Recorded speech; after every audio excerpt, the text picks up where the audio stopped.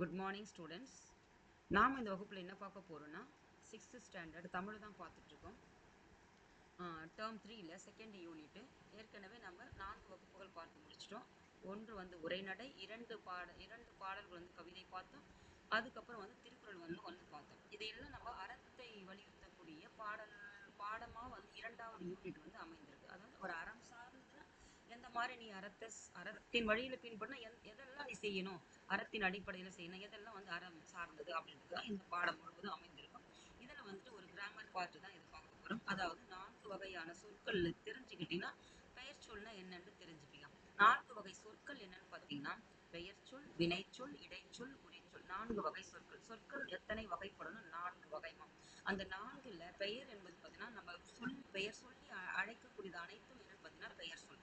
நம்ம செய்யக்கூடிய அனைத்து செயல்பாடுகளும், நாம் செய்யக்கூடிய ஆக்டிவிட்டிஸ் அனைத்தும் என்னன்னு பார்த்தீங்கன்னா வினைச்சொல். அதுக்கப்புறம் இடைச்சொல் பார்த்தீங்கன்னா இந்த பெயருக்கும், அதாவது உன் பெயருக்கும் நீ செய்யக்கூடிய வேலைக்கும் அதற்கு இடையில வந்துட்டு தொடர்பு படுத்துறது தான் வந்து இடைச்சொல். அதற்கப்புறம் பார்த்தீங்கன்னா உரிச்சொல். உன்னுடைய செயல், இப்போ உன் பெயர் இருக்குது, நீ நல்ல பெண் அப்படின்னு சொல்லிட்டு உன்னை உயர்த்தி சொல்ற இல்லையா, அதுதான் வந்து ஒரு பொருளுடைய தன்மையை வந்துட்டு ஒரு பொருளோ இல்லாட்டி அதாவது ஒரு பெயர் சொல்லையோ ஒரு வினையையோ தன்மை மிகுதிப்படுத்தி சொல்றது தான் வந்துட்டு உரிச்சொல். இப்போ அதை தான் நாம இதனுடைய தொடர்ச்சி அங்க போய் பார்க்கலாம் வாங்க. இதை தெரிஞ்சுக்கிட்டீங்கன்னா யாராவது பார்க்கலாம், அந்த வீடியோவை பாருங்கம்மா. யூனிட் 1ல் இருக்கும், கிராமர் பார்ட் 1 கொடுத்துருப்பேன், பாருங்க. இந்த பாதம் சிறுகதை மட்டும் பார்த்துருவோம். இந்த பாடம் முடிச்சுட்டு அடுத்து நம்ம சப்ஜெக்ட் வந்து ஹிஸ்ட்ரி, ஜாகிரபி அந்த மாதிரி போயிடலான்றதுனால எடுக்கிறேன், பாருங்கம்மா. அதாவது பெயர் சொல். பெயர் சொல்னா என்னது? இயல் 2ல் கிராமர் பார்ட் 1 அதில் இருக்குது, பார்ட் 2 இது. இது அதனுடைய தொடர்ச்சி தான் இது. அங்கே இதை பார்க்குறவங்க அதை முன்னாடி அதை பார்த்தீங்கன்னா இது கொஞ்சம் எளிமையாக இருக்கும். அதாவது பெயர் சொல்னா என்ன? 4 வகை சொற்கள் பார்த்தோமோ அதில் ஒன்று தான் வந்து பெயர் சொல். பெயர் என்னன்னு பார்த்தீங்கன்னா நம்ம எதெல்லாம் பெயர் சொல்லி பெயர் வச்சு கூப்பிட்றோமோ அதெல்லாம் பெயர் சொல்லுமா. பாரு, மரம், அதாவது மரத்தை பெயர் சொல்றோமா, அதாவது பள்ளிக்கூடம், படிக்கக்கூடிய இடம், அதுக்கப்புறம் சித்திரை, மாதம், கிளை, இனிப்பு, பாடுதல். அப்போ மரம் என்பது ஒரு பெயர், பள்ளிக்கூடம் என்பது ஒரு இடத்தை குறிக்குது, சித்திரை என்பது ஒரு காலத்தை குறிக்குது, சித்திரை மாதத்தை குறிக்கிறது. அதுக்கப்புறம் பார்த்தீங்கன்னா கிளை என்பது ஒரு ஒரு உறுப்பினுடைய பகுதி, ஒரு உறுப்பினுடைய ஒரு கிளை தான். இப்போ கை, கால், நம்ம உடல் இருக்குது, அந்த உடலினுடைய ஒரு பார்ட்டு தான் வந்துட்டு கிளைகள்னு சொல்லுவீங்க. அப்போ அதனுடைய ஏதாவது ஒரு பகுதி தான் வந்துட்டு கிளை. இனிப்பு என்பது ஒரு பொருளினுடைய தன்மை, அதனுடைய சுவை, அது இனிப்பு, துவர்ப்பு, கார்ப்பு, கசப்பு அப்படி சொல்றது அதனுடைய பண்பு. அதுக்கப்புறம் பாடுதல் என்பது நீ செய்யக்கூடிய அனைத்து விதமான செயல்பாடுகள், அதாவது நீ ஓடுறது, தாவுறது, குதிக்கிறது, பாடுறது, தூங்குறது, குடிக்கிறது, இது எல்லாமே படிக்கிறது எல்லாமே எதை சார்ந்ததுன்னு பார்த்தீங்கன்னா எல்லாமே பெயர் சொற்கள் தான். ஆனால் அது தன்மை தான் வேறுபடும். தன்மையின் அடிப்படை ஆகிய சொற்களை கவனிங்க. இவை அனைத்தும் பெயரை தான் குறிக்கிறது. இவ்வாறு ஒன்றன் பெயரை குறிக்கும் சொல் பெயர் சொல் எனப்படும். அப்போ பெயர் சொற்கள் தான் எத்தனை வகைப்படும்னா 6 வகைப்படும். அதாவது தெரிஞ்சுக்கோங்க, சொற்கள் எத்தனை வகைப்படும்னா 4, பெயர் சொற்கள் எத்தனை வகைப்படும்னா 6மா. அவ்வளோதான், முடிஞ்சிச்சு.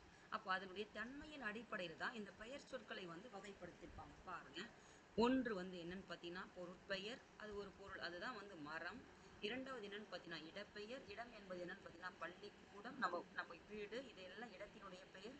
காலம் என்பது என்னன்னு பார்த்தீங்கன்னா சித்திரை, அதாவது மாதத்தினுடைய ஆண்டினுடைய பெயர் தான் காலப்பெயர். சினை என்பது என்னன்னு பார்த்தீங்கன்னா ஒரு கிளை, அதாவது ஒரு பகுதியுடைய உறுப்பு தான் வந்துட்டு அது கிளை.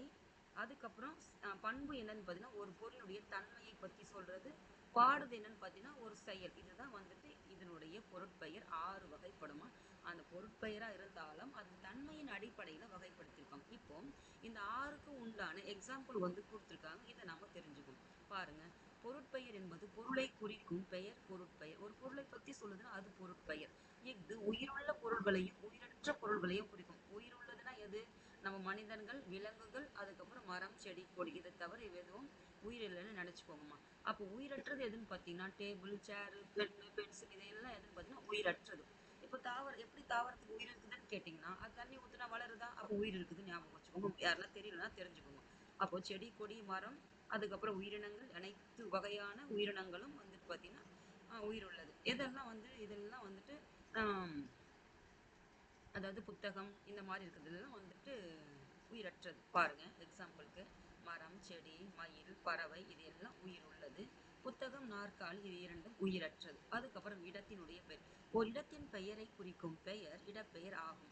அப்போ இடம் எதுன்னு பார்த்தீங்கன்னா, சென்னை என்பது ஒரு இடம், பள்ளி என்பது நீங்க படிக்கக்கூடிய ஒரு இடம், பூங்கா என்பது ஒரு ஒரு இடம், ஒரு ஒரு விளையாடக்கூடிய இடம், தெரு என்பது அனைவருக்கும் பொதுவான. இந்த இடத்தை எப்படி பிரிச்சிருப்பாங்கன்னு பார்த்தீங்கன்னா, இப்போ வீடு என்பது உனக்கு சொந்தமா இருக்கா, உன் சொந்த வீடாச்சா, அப்போ பள்ளி என்பது பொதுவானது தானே, இந்த சென்னை என்பது எல்லாருக்கும் இடம் பொதுவான ஒரு இடம் தானே, பூங்கா என்பது இதுவும் ஒரு பொதுவானது தானே, தெரு என்பதும் பொதுவானது. இப்படி இது தன்மையின் அடிப்படையில் தான் பிரிச்சிருப்பாங்களே ஒழிய, ஆனால் அது எல்லாமே என்னது, ஒரு பொருளுடைய பெயர், அவ்வளோதாம்மா. அதுக்கப்புறம் காலம். காலம்னா என்ன, ஒரு காலத்தை குறிக்கக்கூடிய பெயர் கால பெயர். காலம் பாருங்க, நிமிடம். நிமிஷம் எத்தனை, 60 நிமிடம் சொல்றோம். ஒரு நாள்னு சொல்றோம், 24 மணி நேரம் ஒரு நாள் சொல்றோமா, 7 நாள் ஒரு வாரம் சொல்றோமா, 30 நாள் ஒரு மாதம் சொல்றோமா, 12 மாதங்கள் ஒரு ஆண்டுன்னு சொல்றோமா, 60 செகண்ட், அதாவது செகண்ட்னு சொல்றோம், ஒரு நிமிடம் ஒரு வினாடி சொல்றோமா. அதுதான் வந்துட்டு இது எல்லாம் நொடி எல்லாமே எதில் வரும்னு பார்த்தீங்கன்னா இதில் தான் வந்துடும். அப்போது நம்ம வாழக்கூடிய அந்த காலகட்டங்கள் இதுதான் வந்துட்டு காலத்தை குறிக்கக்கூடியது. நம்ம வாழக்கூடிய காலம், நேற்று இன்று நாளை, இது எல்லாமே காலத்தை குறிக்கும். அதுக்கப்புறம் சினை. சினை பெயர் என்பது என்னன்னு பார்த்தீங்கன்னா, பொருட்களுடைய உறுப்பை குறிக்கும் பெயர் தான் வந்து சினை பெயர். அதாவது பொருள் இருக்குது, இப்போ நீங்க நம்ம உடல் இருக்குது, உடலுடைய பாகங்கள்லாம் இருக்குதா, கண்ணு காது நகம் மூக்கு வாய் பல்லு, இது எல்லாமே என்னன்னு பார்த்தீங்கன்னா ஒரு பொருளுடைய உறுப்பு. அப்போ மரத்தினுடைய கிளை இருக்கு, அது பாருங்க, கண் கை இலை,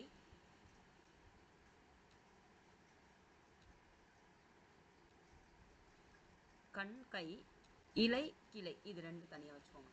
பண்பு பெயர் பாருங்க, ஒரு பொருளின் பண்பை பற்றி குறிக்கும் பெயர் பண்பு பெயர். பண்புனா என்னது, அது வந்து வட்டமா இருக்கலாம், இல்லாட்டி சதுரமா இருக்கலாம், இல்லாட்டி செவ்வகமா இருக்கலாம், இல்லாட்டி முக்கோணமா இருக்கலாம், கருப்பா இருக்கலாம், சிகப்பா இருக்கலாம், என்ன வேணாலும் இருக்கலாம். இதுதான் வந்து தன்மை, அதனுடைய தன்மையின் அடிப்படையில அதுதான் வந்து அது கலரா இருக்கலாம், எதுவா இருக்கும், வட்டம் சதுரம் செம்மை நன்மை, அதெல்லாம் வந்து தன்மை. தன்மை நன்மைனா என்னது, நம்ம உணர்றது அதெல்லாம். அதில் எதெல்லாம் நம்ம ஒரு உணர்றோமோ இதெல்லாம் அந்த ஃபீலிங்ஸ் எல்லாம் எதில் வரும்னு பார்த்தீங்கன்னா, ஷேப்பு அதெல்லாம் எதில் வந்துடும் பார்த்தீங்கன்னா, இதெல்லாம் வந்துட்டு பண்புல வந்துடும். அதுக்கப்புறம் தன்மை அதான்.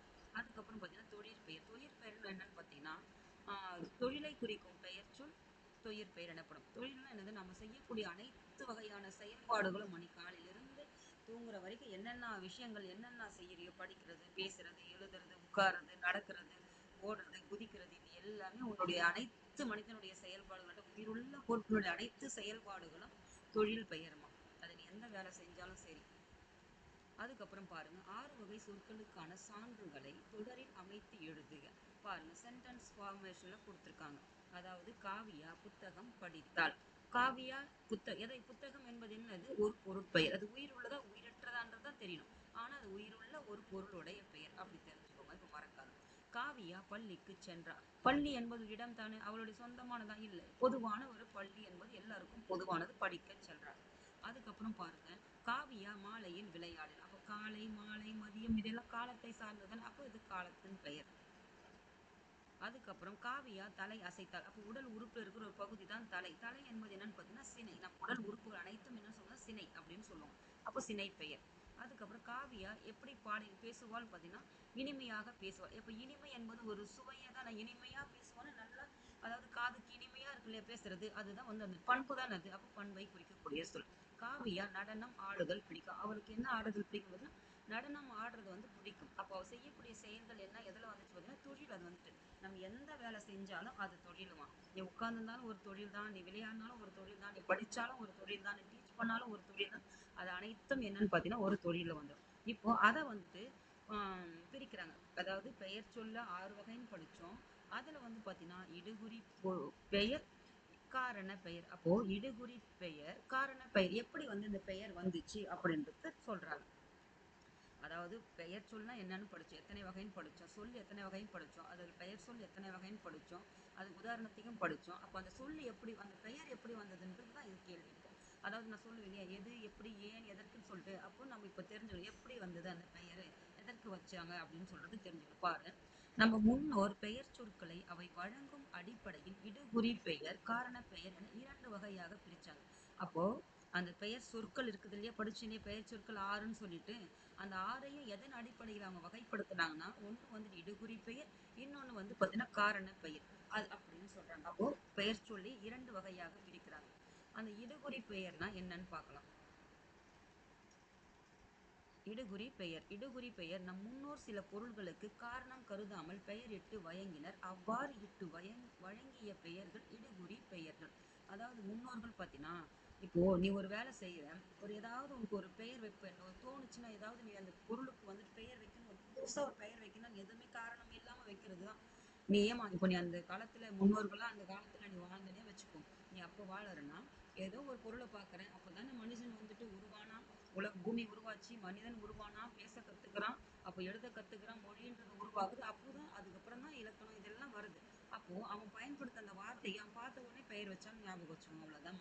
ஏன்னா மனிதன் வந்துட்டு படிப்பறிவு இல்லாமல் எந்த ஒருமை இல்லாம அவன் அந்த பேரை அதை வச்சு அழைக்கிறதுக்காக சொல்றதுக்கு அவன் சொல்றதுக்கு அவங்க கூட பழக கூட அந்த குழு கிட்ட சொல்றதுக்காக ஏதோ ஒண்ணுத்துக்காக அப்படி அப்படியே அவன் பார்த்ததெல்லாம் பேர் வச்சுக்கிட்டான். அப்படின்னா அப்படிதான் நடந்தது, அப்படிதான் வச்சாங்க. அதுக்குள்ள படிச்சுட்டு வந்தாங்க இல்ல, அவங்களுக்கு என்ன தோணுச்சோ வச்சாங்க. அப்படி ஞாபகம் வச்சுக்கணும். அப்போ பார்த்ததுக்கெல்லாம் அவங்க என்ன பேர் வச்சான்னு பார்த்தீங்கன்னா, மண்ணுக்கு மண்ணுன்னு வச்சாங்க, மரத்தை பார்த்து மரம்னு வச்சாங்க, காற்றுக்கு காற்றுன்னு வச்சாங்க. இது எல்லாமே வந்து இடுகுறி. பார்த்த உடனே பெயர் இட்டாங்கன்னு ஞாபகம். இடுகுறி பெயர்னா பார்த்த உடனே பெயர் வச்சுட்டாங்க. அதுக்கு என்ன காரணத்துக்காக வச்சாங்கன்னா தெரியாது. அதுக்கப்புறம் கொஞ்சம் அறிவு வந்துச்சுன்னே வச்சுக்கோங்க. அப்போ கொஞ்சம் அதை வந்து அந்த கொஞ்சம் அதை பத்தி ஒரு இது ஒரு அதனுடைய தன்மை என்னன்னு தெரிஞ்சிச்சு. அதை பத்தி ஒரு அனலைஸ் பண்ணாங்க. அப்படின்னும் போது இடுகுறி பொது பெயர், இடுகுறி சிறப்பு பெயர். அப்ப இதை வந்து இரண்டாக பிரிக்கிறாங்க. அதாவது இடுகுறி பெயர், காரண பெயர்னு பெயரை வந்து இரண்டாக பிரிக்கிறாங்க. அதுல வந்து பாத்தீங்கன்னா இடுகுறி பெயரை வந்து இரண்டாக பிரிக்கிறாங்க. அப்ப இடுகுறி பொது பெயர்னு ஒண்ணு, சிறப்பு பெயர். அப்ப பொதுவானது ஒண்ணு. இடுகுறி பெயர் என்பது காரணம் கருதாமலேயே பெயர் வச்சுட்டாங்க. அப்ப இடுகுறியில பொது பெயர் ஒண்ணு, சிறப்பு பெயர் ஒண்ணு. அப்ப எது பொது பெயர்னு பாருங்க. ஓர் இடுகுறி பெயர் அத்தன்மையுடைய எல்லா பொருள்களையும் பொதுவாக குறிப்பது இடுகுறி பொது பெயர்னு சொல்றாங்க. அப்ப அதை இரண்டாக பிரிச்சாங்களாம். இப்ப பார்த்த உடனே மரம் வச்சாங்கன்னு பார்த்தோமா, அது வந்துட்டு பொது பெயர், பொதுவானது பெயர் தான். காடு என்பது பல வகையான மரங்கள் பல வகை இருக்குது, ஆனா பொதுவானது. ஆனா பார்த்த உடனே தானே வச்சாங்க. எப்படி புரிஞ்சுக்கலாம்? நீங்க பார்த்த உடனே மரம் வச்சாங்கன்னு சொல்லிட்டோமா, அப்போ பார்த்த உடனே மரத்துக்கு பெயர் வச்சாங்கன்னா அந்த மரம் என்ற சொல் வந்துட்டு எல்லா மரங்களுக்கும் பொதுவானதானே. எந்தெந்த மரம், மாமரம், புளிய மரம், வேப்ப மரம், கருவேல மரம், வாழை மரம், தென்னை மரம், பனை மரம், இது எல்லாத்துக்கும் பொதுவானதான மரம். அப்போ பொதுவான பெயராகவும் இருக்குது, பார்த்த உடனே பேரும் வச்சுட்டாங்க. அதுக்கு என்னன்னு காரணமும் தெரியாது. தெரிஞ்சிச்சா இப்போ? அதுக்கப்புறம் காடு. பார்த்த உடனே காடுன்னு வச்சுட்டாங்க. காடு என்பது பொது தானே. இதுல நிறைய காடு இருக்குது, நம்ம படிச்சிருப்போம். ஊசி இலை காடுகள், பசுமை மாறா காடுகள், பெருசுன்னே சொல்றேன் நான். அதுக்கப்புறம் சின்ன சின்ன காடுகள்லாம் இருக்கும், பசுமை மாறா காடுகள். அதுக்கப்புறம் சுந்தரவன காடுகள் நிறைய இருக்கா. இந்த மாதிரி பார்த்த உடனே பெயரும் வச்சாங்க. ஆனா காடுகள் வகைகள் நிறைய இருக்கிறதுனால இது பொதுவான பெயர்னு சொல்றாங்க. புரியுதாமா? இப்ப பாருங்க அடுத்து. அதுக்கப்புறம் பாருங்க இடுகுறி சிறப்பு பெயர். அப்ப பெயர் வச்சுட்டாங்க, பொதுவான பெயரும் இருந்துச்சு. அதுல பொதுவான பெயர் என்னன்னு பார்த்துட்டோம். அப்ப பார்த்த உடனே பெயரும் வச்சாங்க. அந்த பார்த்த உடனே பெயர் வச்சதுல அதுல சிறப்புன்னு ஒண்ணு இருக்கு இல்லையா, அதை தான் பிரிக்கிறாங்க. இப்போ பாருங்க இடுகுறி. இடுகுறி பெயர் குறிப்பாக ஒரு பொருளை மட்டுமே குறிப்பது இடுகுறி சிறப்பு பெயர். அதாவது ஒரு ஒரு குரூப்பா குறிக்கிறது, ஒரு குழுக்கு குறிக்கிறது வந்துட்டு பொதுவா எல்லாத்துக்கும் குறிக்கிறது, ஒரு குழுவா குறிக்கிறது வந்துட்டு பொது.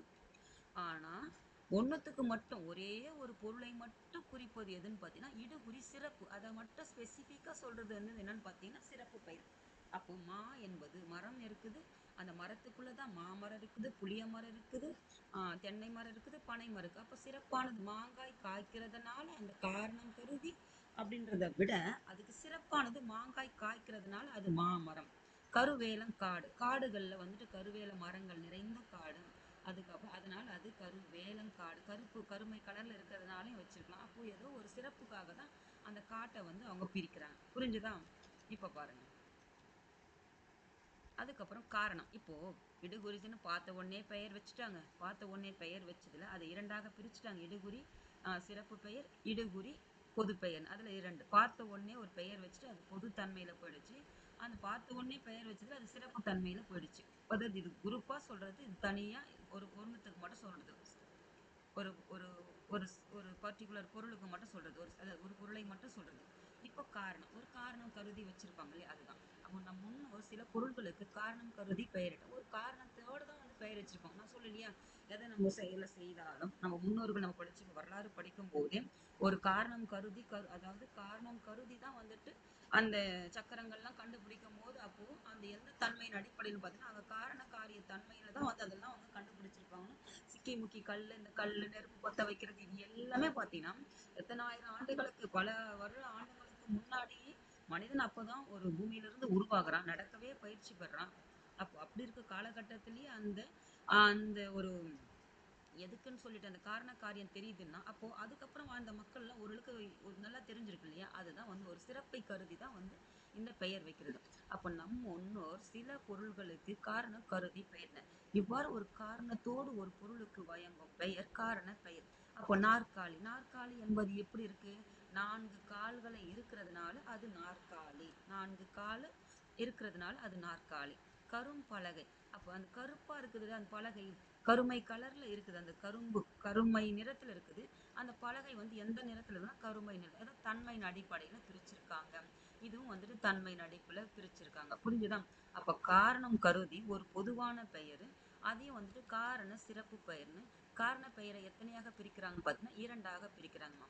நீங்க ஒண்ணும் இல்லை எப்படி போடுறீங்கன்னா, அதாவது இந்த ட்ரீ ட்ரீ மாதிரி வரைவாங்க பாத்தீங்களா?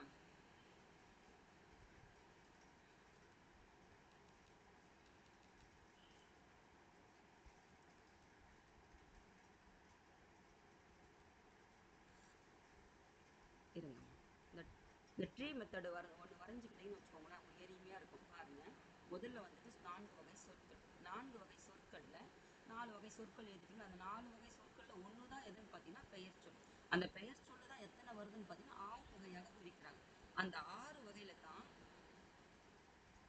6 வகை சொற்கள்ல தான் அவங்க என்ன சொல்றாங்கன்னு பார்த்தீங்கன்னா பெயர் சொல்ல வந்து எதன் அடிப்படையில் பெயர் வைக்கிறாங்கன்றதுக்கு அதனுடைய டெஃபினிஷன் ஒன்று கொடுத்துருக்காங்க. அப்போ பாருங்க, ஒரு பொருளுக்கு பெயர் வைக்கிறாங்க. அந்த 2 வகையாக அந்த பொருளுக்கு பெயர் வைக்கிறத வந்துட்டு பிரிக்கிறாங்க. ஒண்ணு வந்து இடுகுறி பெயர், ஒண்ணு வந்து காரண பெயர்.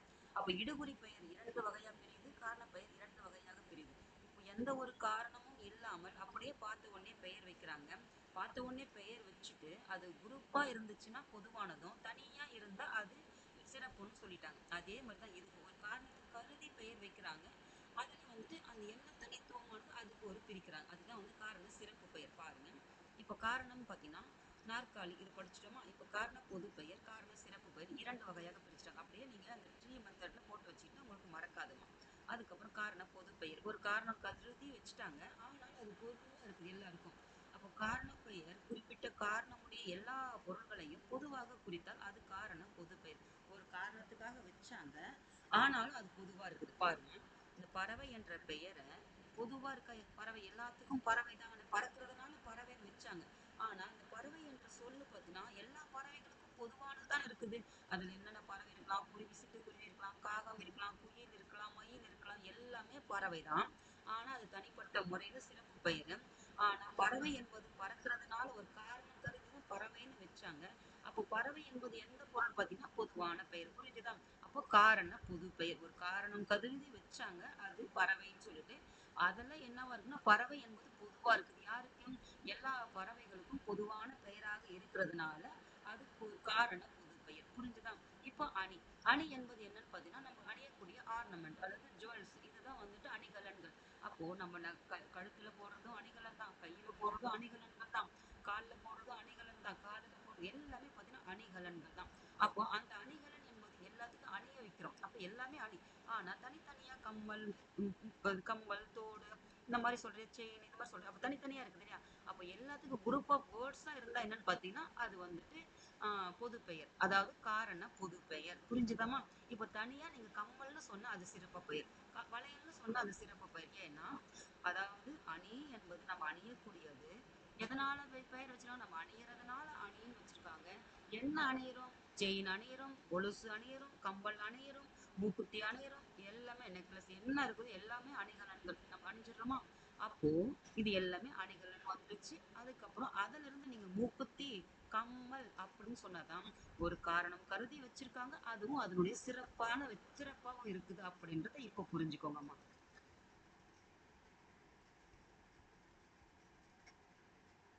பாருங்க, இப்ப காரண சிறப்பு பெயர் ஒரு காரணத்துக்காக வச்சிருக்காங்க. அதுக்கப்புறம் அதுலயும் ஒரு சிறப்பாகவும் இருக்குது. பாருங்க, ஒரு குறிப்பிட்ட காரணமுடைய எல்லா பொருள்களும் ஒன்றை மட்டும் சிறப்பாக குறிப்பது காரண சிறப்பு பெயர். வளையல், ஏன்னா அது வளையலும் இருக்குது.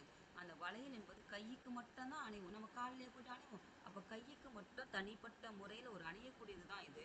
வளையல் அணிகலன் என்பது அணியக்கூடியது. அப்ப தனிப்பட்ட முறையில கையில மட்டும் அணியிறோம். அது தன்மை எப்படி நம்ம வளைந்து இருக்கிறதுனால அதனுடைய சிறப்பா சொல்றாங்க. அப்போ ஒரு காரணம் கருதி வச்சாங்க. அதே மாதிரி பொதுவாக இல்லாம அதுக்கு ஒரு தனி சிறப்பாக இருக்குதுன்னா அப்போ காரண சிறப்பு பெயர். மரம் கொத்தி பறவை என்பது பொதுவானது, பறக்கிறதுனால காரணம் கருதி வச்சாங்க. அப்ப அதுல ஸ்பெசிபிக்கா என்ன செய்யுதுன்னு பார்த்தோன்னா இது மரத்தை கொத்துறதுனால மரக்கொத்தின்னு பெயர் வச்சது. அப்ப இதுக்கும் தனி இப்ப எல்லா பறவைகளுக்கும் மரக்கொத்தின்னு சொல்லுவாங்க இல்லையா? சிட்டுக்குருவி இருக்குது, ஆந்தை இருக்குது, குயில் இருக்குது, காகம் இருக்குது, மயில் இருக்குது, கோழி இருக்குது, எல்லாமே இருக்குது. அப்ப தனித்தனி தான் இருக்குது. அப்ப பறவை என்பது பொதுவானது, அதுல தனியா பிரிக்கும் போது அதுல சிறப்பு பெயர். ஆனா பறவை என்பது எதற்கு அடிப்பட்டு வச்சாங்க? ஒரு பறக்கிறதுனால அதன் காரணம் கருதி வச்சாங்க. இதை நம்ம முடிஞ்சிருச்சுமா. இதுக்கப்புறம் நம்ம அடுத்து என்ன இருக்குதுன்னு பார்த்துட்டு இருக்கிற பேலன்ஸ் எல்லாம் முடிச்சிருவோம். தேங்க்யூமா. அடுத்த வகுப்புல வந்துட்டு அந்த ஒரு சிறுகதை மட்டும் இருக்கும், அதை